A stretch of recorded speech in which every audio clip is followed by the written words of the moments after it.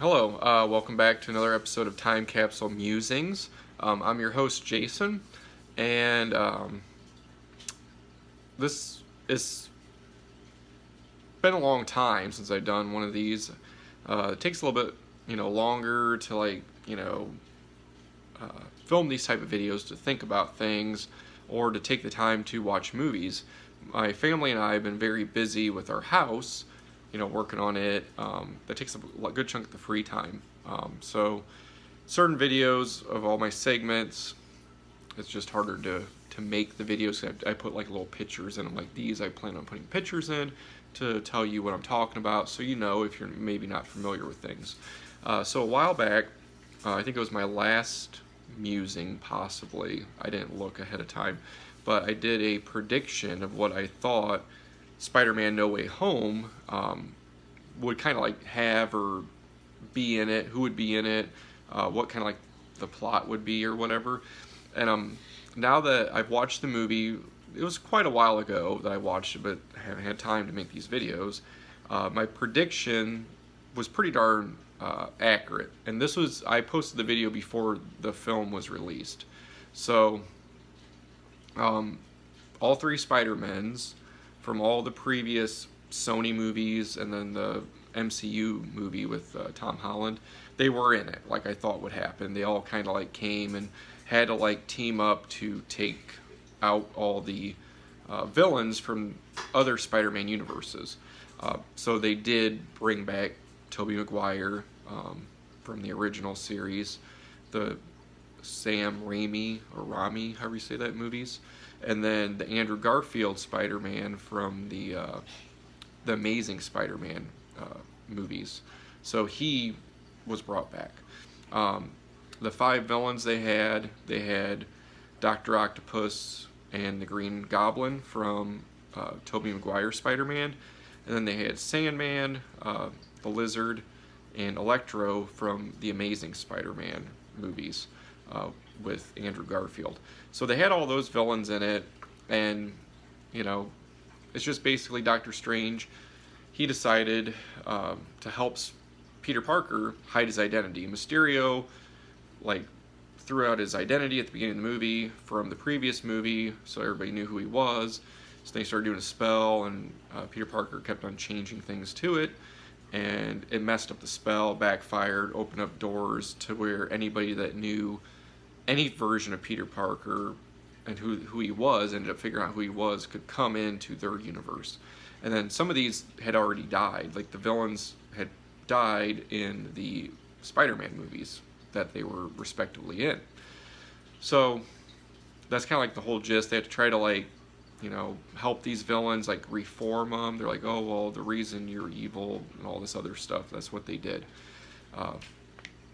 As far as the movie goes, I thought it was kind of convoluted. A lot of the stuff, I think they tried to almost put too much in it. There's parts of it I enjoyed. There's one part where Tobey Maguire's before he gets ready to fight on the Statue of Liberty, he's trying to crack his back, and then Andrew Garfield's you need a hand with that, crack his back. And the original reason that Tobey Maguire quitted the Spider-Man movies is that his back was bad. He couldn't do a lot of the stunts. So it's kind of referencing that, why he quit the Spider-Man movies, the original ones. Then there's a part where Andrew Garfield, in his movies, Gwen Stacy had fallen and he didn't save her and she died. So in this, he was able to save Tom Holland's version of Mary Jane. She fell off, off the Statue of Liberty. He was able to swoop down to save her, kind of redeeming one of his past failures. And then the hints at the very end, I thought Venom was going to be in it, from the Sony movies. Eddie Brock is, down in somewhere tropical. I'm not sure exactly where, if it's Florida or if it's an island or if it's, I don't remember. But he's on, somewhere tropical, and he's having a drink in a bar, and part of his symbiote gets cut off when he gets sucked back into his universe when everything gets fixed. So he didn't even interact with anybody, but his symbiote's behind. So more than likely that symbiote is going to play a part in one of the following Marvel movies. It's going to maybe attach itself to Tom Holland. That's my guess. And then, you know, maybe he'll become like the original Spider-Man, Tobey Maguire, where he got the Venom symbiote first, and then it detached and went on to Topher Grace's character from the original Spider-Man movies, and he became Venom. So maybe that's what's going to happen. Like, Tom Holland will get it first, and then the symbiote will detach off of him, and then maybe there's going to be an Eddie Brock in that universe, or maybe somebody totally different, where Venom will attach, that version of Venom will attach to somebody else. But I have a feeling that's what's going to happen with that, so it's almost like a prediction of that. But yeah, like, overall, I don't know, it was almost like able to guess at things that were going. Like, even just watching the trailer, I was able to kind of guess what was going to happen.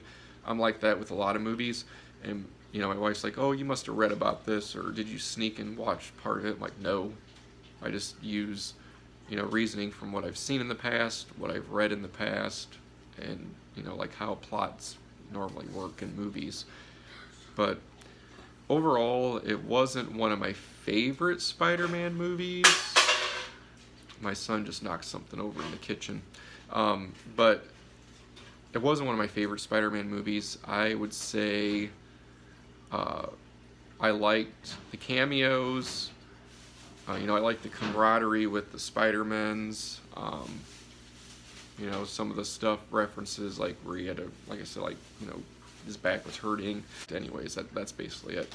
Let me know in the comments if you saw this movie, if you don't like Marvel movies, whatever, and I'll get back to you.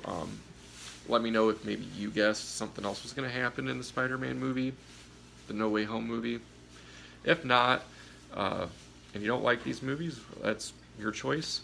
Until next time, take care.